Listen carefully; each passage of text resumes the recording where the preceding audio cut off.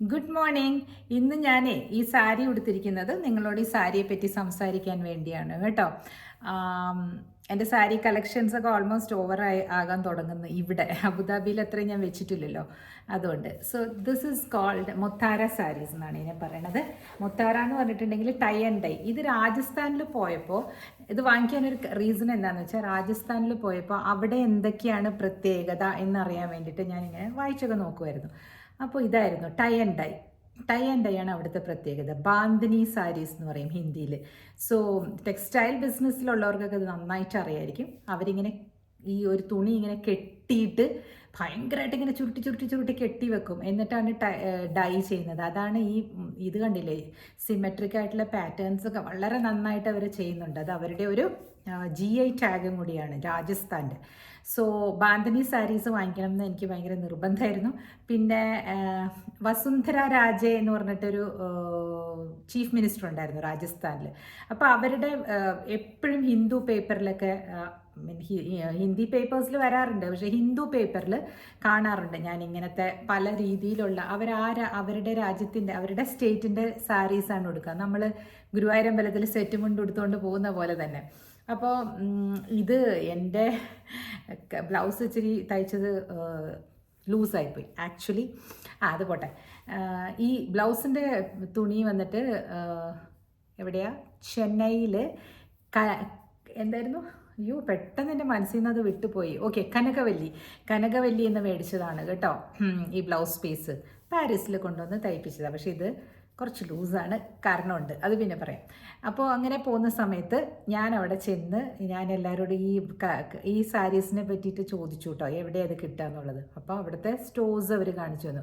അവിടുത്തെ കടകൾ എങ്ങനെയാണെന്നറിയോ, നമ്മളുടെ പോലെ ഇങ്ങനെ മോൾസിൽ അല്ലെങ്കിൽ ഷോപ്സ് ഇങ്ങനെ അങ്ങനെയല്ല, ഒരു നീളത്തിലൊരു മാർക്കറ്റ്, അവിടെ ഇങ്ങനെ കടകൾ തുടങ്ങുന്നത്. അത് എവിടെയാണ് ഞാൻ കണ്ടിരിക്കുന്നത് വേറെ നമുക്ക് പറയാൻ പറ്റുന്നതെന്ന് വെച്ചാൽ, യെസ്, കുറച്ച് റിസംബ്ലൻസ് ഉള്ളത് നമ്മുടെ ബ്രോഡ്വേ, എറണാകുളത്തിൻ്റെ ബ്രോഡ്വേ പോലത്തെ.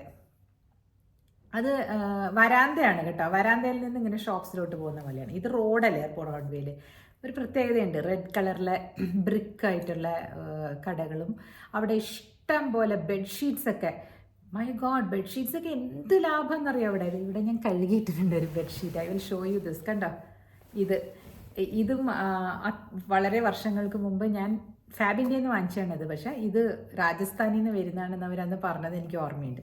അപ്പോൾ ഇങ്ങനത്തെ കുറേ ബെഡ്ഷീറ്റ്സ് ഒക്കെ ഉണ്ട് അവിടെ, ബ്ലോക്ക് പ്രിൻറ്റഡ് ആയിട്ടൊക്കെ ഉള്ള. അപ്പോൾ ഓരോ സ്ഥലത്തിനും ഓരോ പ്രത്യേകതകളുണ്ടല്ലേ. പിന്നെ എന്തായിരുന്നു വേറെ പറയാമെന്ന്, ഇന്നത്തെ എൻ്റെ ടോപ്പിക്ക് പണത്തെ പറ്റിയാണ്. ഞാൻ ഇതിനു മുമ്പ് പറഞ്ഞിട്ടുണ്ട്, പണം എനർജിയാണെന്ന് പറഞ്ഞിട്ടുണ്ട്. പണം എനർജിയാണ്, അതുകൊണ്ട് നമ്മളത് ബ്ലെസ് ചെയ്തിട്ട് വേണം എല്ലാവർക്കും കൊടുക്കാൻ എന്നുള്ളതാണ് ഇന്നത്തെ എൻ്റെ റീല് കേട്ടോ. ഇൻസ്റ്റഗ്രാമിൽ 1 മിനിറ്റ് റീൽ ചെയ്തിട്ടുണ്ട്. അപ്പോൾ ഇതിനെപ്പറ്റി പറഞ്ഞു വരുമ്പോഴേ നമ്മൾ ഗ്രീഡിനെസ്സിനെ പറ്റി പറയണം കേട്ടോ.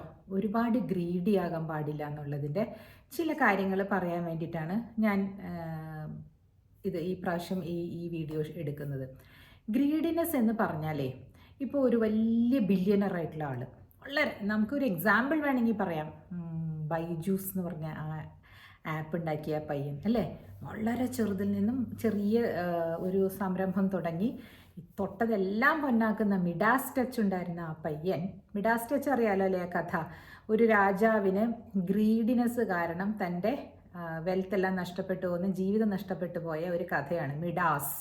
ആ രാജാവ് എന്ത് ചെയ്യും എന്ന് പറഞ്ഞാൽ, അദ്ദേഹത്തിന് ഒരു വരം കിട്ടുകയാണ്, നീ തൊടുന്നിടത്തെല്ലാം പൊന്നായി തീരട്ടെന്നും. അത്ര അത്യാഗ്രഹിയായിട്ടുള്ളൊരു രാജാവാവും. വേണം വേണം വേണം, പണം വേണം പണം വേണം എന്നിങ്ങനെ പറഞ്ഞുകൊണ്ടിരിക്കുന്ന ഒരു രാജാവ്.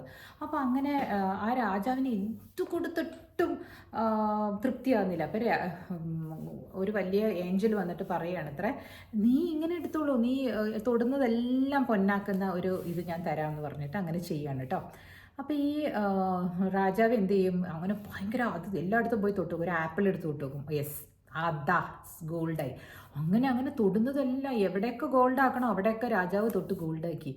അയ്യോ, പക്ഷെ ഒരു കാര്യമുണ്ട്, റാണി വരത്തില്ല അടുത്ത്, ഗോൾഡായി പോവും.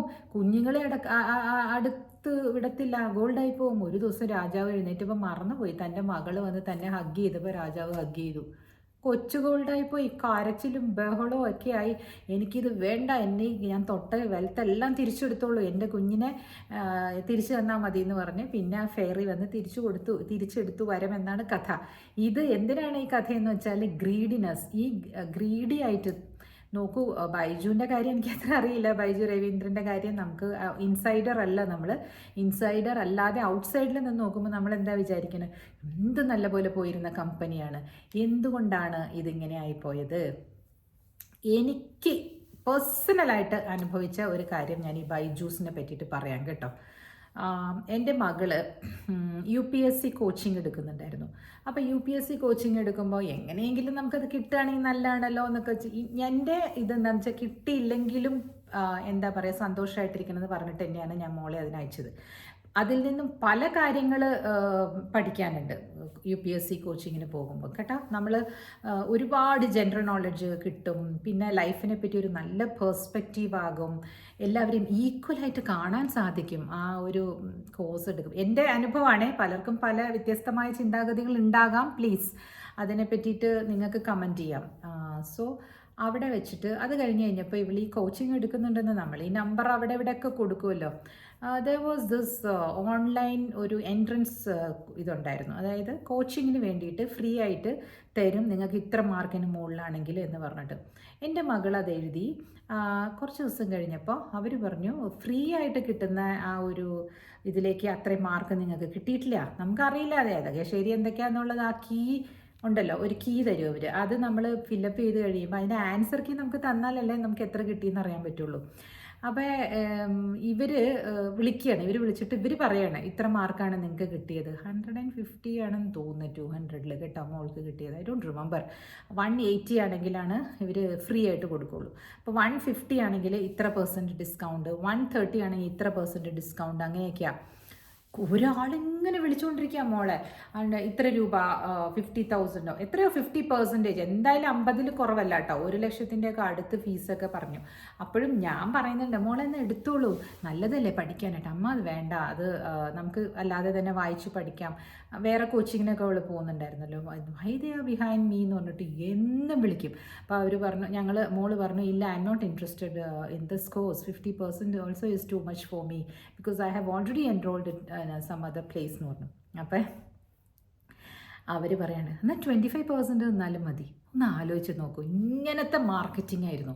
അപ്പോൾ ചിലപ്പോൾ ചില ആളുകൾ കൊടുത്തു കാണും, അത് കഴിഞ്ഞ് കൊടുത്തിട്ട് നമ്മളിപ്പോൾ പെർസിസ്റ്റൻ്റ് ആയിട്ട് പറഞ്ഞപ്പോൾ നമുക്ക് മനസ്സിലായി ഇത് ഇത്രയും അഗ്രസീവ് മാർക്കറ്റിംഗ് ഉണ്ടെങ്കിൽ nobody is buying their course, അതുകൊണ്ടായിരിക്കും അവരങ്ങനെ വരുന്നതെന്ന് പറഞ്ഞിട്ട് ഞങ്ങൾ പിന്നെ അതിനകത്ത് ഇൻട്രസ്റ്റ് കാണിച്ചില്ല.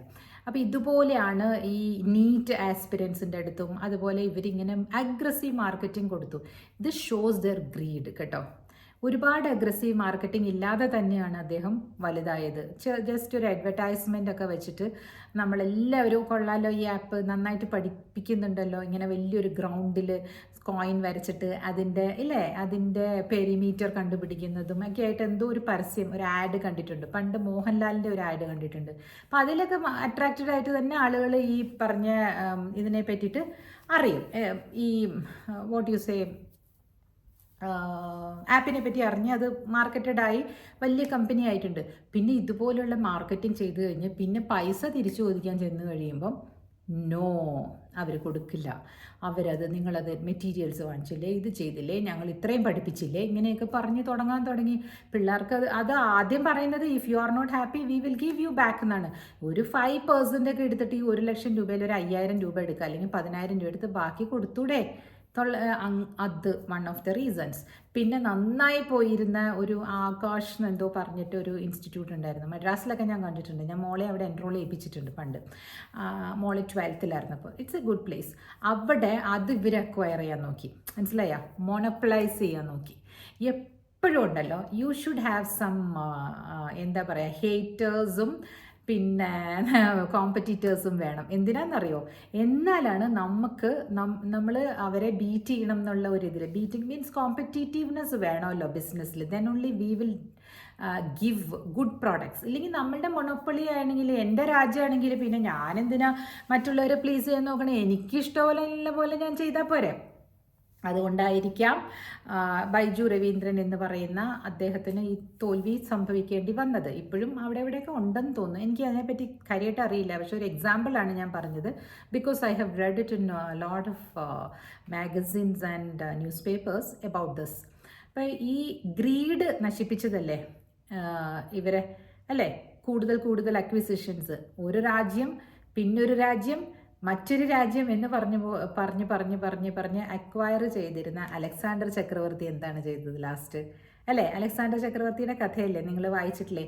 ഇങ്ങനെ പെട്ടിയിൽ ആക്കി കൊണ്ടുപോകുമ്പോൾ 2 കൈയും പുറത്തേക്ക് ഇടണം. അലക്സാണ്ടർ തന്നെയാണ് പറഞ്ഞതെന്നാണ് എൻ്റെ ഓർമ്മ കേട്ടോ. ഞാൻ പെട്ടെന്ന് പറഞ്ഞു വരുമ്പോൾ I am getting this clues and I am talking, so I cannot go back and Google and see. നിങ്ങൾ ഗൂഗിൾ ചെയ്ത് നോക്കിക്കോളൂ, അതിനകത്ത് എന്തെങ്കിലും ഡൗട്ട് നിങ്ങൾക്ക് ഉണ്ടെങ്കിൽ ആ പേരിൽ ഏതോ ഒരു ചക്രവർത്തി ഈ 2 കൈയും പുറത്തേക്ക് ഇങ്ങനെ ഇടണം എന്ന് അദ്ദേഹത്തിൻ്റെ കോഫിനിന്ന് എന്ന് പറഞ്ഞിരുന്നു. അതെന്തിനാണെന്ന് ചോദിച്ചാൽ, കോഫിൻ ഇങ്ങനെ കൊണ്ടുപോകുമ്പോൾ ആളുകൾക്ക് മനസ്സിലാകാൻ വേണ്ടിയിട്ട്, I am not taking anything in my hands, this is bare hand. ഇങ്ങനെ പുറത്തേക്ക് ഇങ്ങനെ ഇടുമ്പോൾ ബെയർ ഹാൻഡ് ആണെന്ന് പുറത്ത് കാണാമല്ലോ, കോഫിൻ അടിച്ചു വെച്ചിട്ട് പോകുമ്പോൾ അറിയില്ലല്ലോ. So make the coffin like that so that my hands R dropped outside എന്ന് പറഞ്ഞിട്ട് അദ്ദേഹം പറഞ്ഞതായിട്ട് കേട്ടിട്ടുണ്ട്. ഒന്നുകൂടെ ചെക്ക് ചെയ്തോളൂ.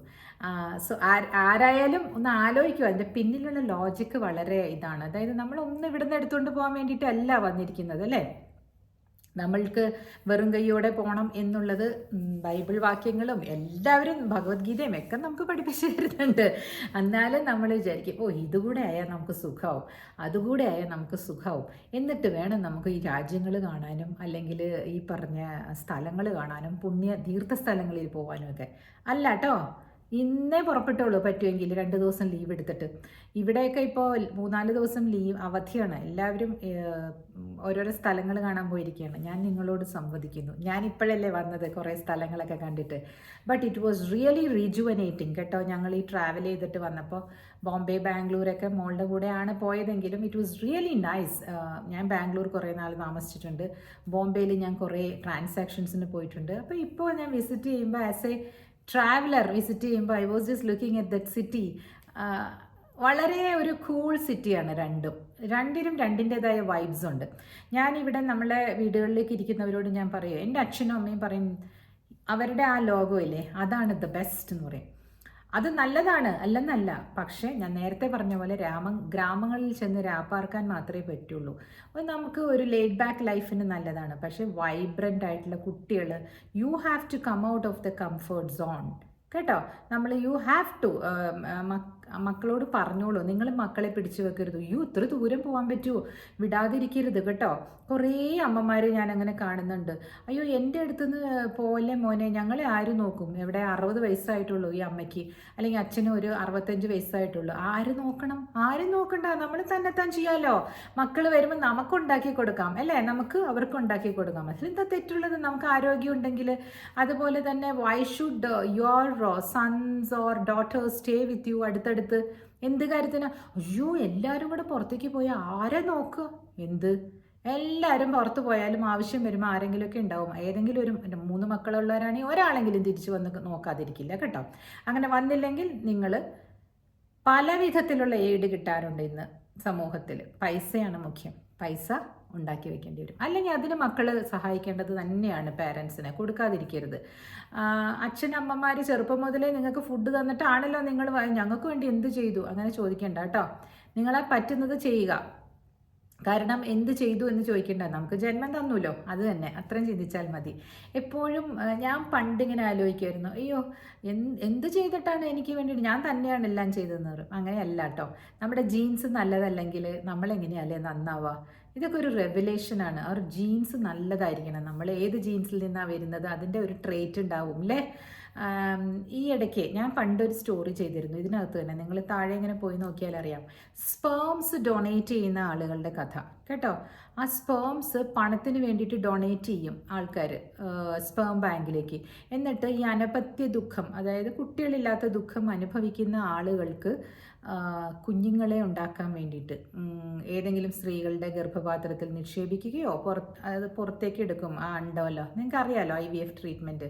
ആ ഒരു സ്റ്റോറി ഞാൻ ചെയ്തിട്ടുണ്ട് കേട്ടോ അതിന് മുമ്പ്. അപ്പം ഞാൻ ആലോചിക്കുകയായിരുന്നു, കുറേ വർഷങ്ങൾ കഴിയുമ്പോഴേ നമ്മൾ ഈ എന്താ പറയണേ, നമുക്ക് അറിയാൻ പറ്റില്ലല്ലോ അറിയില്ലല്ലോ നമ്മുടെ ഹാഫ് സിസ്റ്റർ ആണോ ഹാഫ് ബ്രദറെ ആണോ നമ്മൾ വിവാഹം കഴിക്കുന്നതെന്ന്. സോ ഇത് പൈസയ്ക്ക് വേണ്ടിയിട്ടാണ് ആ അച്ഛൻ ഡൊണേറ്റ് ചെയ്യുന്നത്, അല്ലാതെ ഒരു പ്രോജനി ഉണ്ടാക്കാൻ വേണ്ടിയിട്ടോ അല്ലെങ്കിൽ ഒരു സ്നേഹത്തിൻ്റെ ഭാഗമായിട്ട്, ഭാര്യയോടുള്ള സ്നേഹത്തിൻ്റെ ഭാഗമായിട്ട് ഇണചേർന്നുണ്ടാകുന്ന കുട്ടി അല്ലെങ്കിൽ ആ ജീൻസ് നന്നാവില്ല അല്ലേ. അപ്പോൾ നമ്മുടെ ജനിതക തകരാറുള്ള കുട്ടികൾ ജനിക്കുന്നതും പിന്നെ ജനറ്റിക്സ് മോശമായിട്ട് അവർ വേറെ രീതിയിൽ ചിന്തിക്കുന്നതുമൊക്കെ ഇതിൻ്റെ ഭാഗമായിരിക്കാം അല്ലേ. പിന്നെ ചെറിയ ചെറിയ ക്യാരക്ടറൊക്കെ മോശമുള്ള ആൾക്കാർ, ഇപ്പം അച്ഛൻ കള്ളുകുടിയനാണെങ്കിലും മകൻ കള്ളുകുടിയനാവണം അങ്ങനെയില്ല, അതൊക്കെ കണ്ടിട്ട് തിരുത്താൻ പറ്റും. അത് ജനിതക തകരാറോ അല്ലെങ്കിൽ ജീൻസിലുള്ളതോ അല്ല കേട്ടോ, അത് ക്യാരക്ടർ ഫോർമേഷൻ്റെ ഭാഗമായിട്ട് വരുന്നതാണ്. So what I am trying to say is, എപ്പോഴും നമ്മൾ നന്മയുടെ പാതയിലൂടെ സഞ്ചരിച്ചാൽ മാത്രമാണ് നമുക്ക് ഉയർച്ച ഉണ്ടാവുള്ളൂ. നന്മയ്ക്ക് വേണ്ടിയിട്ടും ആയിരിക്കണം നമ്മൾ ഉണ്ടാക്കുന്ന പണം വിനിയോഗിക്കേണ്ടത്. Yusuf Ali is an example അല്ലേ. ഞാൻ എപ്പോഴും വിചാരിക്കാറുണ്ട് എത്ര നല്ല പോലെയാണ് അദ്ദേഹം ജീവിതം കണ്ടക്ട് ചെയ്യുന്നത്. ഒരു വേറെ അന്യമതസ്ഥനായ ഒരാളെ ഇവിടെ ശിക്ഷിച്ചിരുന്നല്ലോ. മറ്റേ കൺട്രിയുടെ കാര്യമല്ല കേട്ടോ പറയണേ, ഇവിടെ UAE ഒരാളെ വധശിക്ഷയ്ക്ക് വിധിച്ചിരുന്നു. സുഡാനി ഒരു ബാലനെ കാറിടിച്ച് കൊന്നതല്ല, കാറിടിച്ചപ്പോൾ അത് പയ്യൻ ആക്സിഡൻ്റലി മരിച്ചു പോയതാണ്. അയാളെ പിടിച്ച് ജയിലിലിട്ട് പിന്നെ അച്ഛനും അമ്മയും ബ്ലഡ് മണി വാങ്ങാൻ തയ്യാറായില്ല. അവരുടെ നാട്ടിലേക്ക് തിരിച്ചു പോയി. എന്നിട്ട് യൂസഫ് അലി ഇടപെട്ട് അവരെ പ്രൈവറ്റ് ജെറ്റിൽ തിരിച്ചു കൊണ്ടുവന്ന് മാപ്പാക്കി ഈ പർട്ടിക്കുലർ ഡ്രൈവറിനെ മോചിപ്പിച്ചു. അദ്ദേഹം ഇവിടെ നിന്ന് രായ്ക്കരാമാനം ഓടി, നാട്ടിൽ പെട്ടിക്കടയിട്ടാണെങ്കിലും ജീവിക്കുക, അല്ലെങ്കിൽ വേറെ അവിടെ വണ്ടി ഓടിച്ച് ജീവിക്കുക എന്ന് പറഞ്ഞാൽ അവിടെ ഉണ്ട് അദ്ദേഹം. പേര് ഞാൻ മറന്നുപോയി. വനിതയിലൊക്കെ വന്നിരുന്നു. അപ്പോൾ ഈ യൂസഫ് അലിക്ക് പിന്നെ അതിൻ്റെ അടുത്ത ദിവസം എങ്ങാണ്ട് ആക്സിഡൻ്റായി, ഹെലികോപ്റ്റർ ആക്സിഡൻ്റായി. അങ്ങനെ ജീവഹാനി സംഭവിക്കേണ്ട കാര്യമല്ലേ, അതൊക്കെ സംഭവിച്ചോ? ഇല്ല. കാരണം പഠിച്ചവൻ്റെ അടുത്ത് ദുവാ ചെയ്യുന്നുണ്ട് ഒത്തിരി ആളുകൾ അല്ലേ. ഞാൻ പറയുന്ന ഈ കറക്റ്റ് വേർഡാണെന്ന് എനിക്കറിയില്ല. ഈശ്വരൻ്റെ അടുത്ത് അതെവിടെയോ വായിച്ചതൊക്കെ ഞാൻ പറയണേ കേട്ടോ. അപ്പോൾ നമ്മൾ പ്രാർത്ഥന നമുക്ക് മസ്റ്റാണ്, ഇല്ലയെന്നൊന്നും ആരും പറഞ്ഞിട്ട് കാര്യമില്ല. അതുകൊണ്ടാണ് ചേച്ചി ദൈവമാണ് രക്ഷിക്കുന്നത്, ദൈവം എന്ന് പറഞ്ഞ ആളെന്ന് കാണിച്ചതാണ്. എനിക്ക് കാണിച്ചു തരാനൊന്നും അറിയില്ല. ദൈവം എവിടെയോ ഉണ്ട്, യൂണിവേഴ്സിൽ ഏതോ ഒരു ശക്തിയായിട്ടുണ്ട്. മേ ബി യൂസഫ് അലി ആയിരിക്കാം ദൈവം ചിലർക്ക് അല്ലേ. അപ്പോൾ ഞാൻ പറഞ്ഞു വന്നത് ഗ്രീഡ് പാടില്ല എന്നുള്ളത്. ആ ഗ്രീഡിനെസ് ഇല്ലാത്തത് കൊണ്ടാണ് ഇനിയും ഉയർച്ചകളിലേക്ക് ഓരോരുത്തർ പോകുന്നത്. നമ്മുടെ ടാറ്റ സാമ്രാജ്യത്തിൻ്റെ തലപ്പത്തിരിക്കുന്ന അദ്ദേഹം വിവാഹിതൻ പോലും അല്ല അല്ലേ. അദ്ദേഹത്തിൻ്റെ ആ എളിമയും അല്ലേ, താഴ്ന്ന നിലത്തെ നീരോടും എന്ന് പറഞ്ഞ പോലെ തന്നെയാണ് സുധാമൂർത്തി, നാരായണമൂർത്തി, അവരൊക്കെ അടുത്ത ഇടപഴകുന്നവർക്ക് ചില കുഴപ്പങ്ങളൊക്കെ എല്ലാവർക്കും തോന്നും കേട്ടോ. അല്ലെങ്കിൽ നമ്മളിപ്പം പ്രോക്സിമിറ്റി ഇല്ലാത്തതുകൊണ്ട് ദൂരെന്ന് കാണുമ്പോൾ നമ്മൾ അറിയുന്നതല്ലേ. പക്ഷേ ഈ പറഞ്ഞ ബൈജു രവീന്ദ്രൻ എന്ന് പറഞ്ഞ ആളുടെയും നമുക്ക് പ്രോക്സിമിറ്റി ഒന്നുമില്ല. ഓരോ ഇതിൽ പറയുന്നതാണ് നമ്മളും പറയുന്നത് അല്ലേ. ലൈക്ക് ന്യൂസ് പേപ്പേഴ്സിലും പിന്നെ മറ്റു ആനുകാലികളിലും വരുന്നതല്ലേ പറയുന്നത്. അപ്പോൾ ഇതൊക്കെ ഒന്ന് വായിച്ചിട്ടുള്ള സംഗ്രഹ രൂപമാണ് കേട്ടോ ഞാൻ പറഞ്ഞത്. അപ്പോൾ ഗ്രീഡി ആകാതിരിക്കുക. നമുക്കുള്ളത് സഫീഷ്യൻ്റ് ആയിട്ടുള്ളത് നമ്മുടെ കയ്യിലുണ്ടെങ്കിൽ അത് മതി നമുക്ക്. ഓരോ അരിമണിയിലും പേരെഴുതിയിട്ടല്ലേ തമ്പുരാൻ ഇങ്ങോട്ട് വിടുന്നത്. ആ അരിമണി നമ്മുടെ അടുത്ത് തന്നെയല്ലേ വരുള്ളൂ. So be careful. കൂടുതൽ അമാസ് ചെയ്യാൻ നോക്കാതെ ഉള്ളത് കൊണ്ട് ജീവിക്കുക. Okay, cheers. Be happy. അരിഗാത്തോ മണി എന്ന് പറഞ്ഞാൽ താങ്ക് യു മണി എന്നാണ്.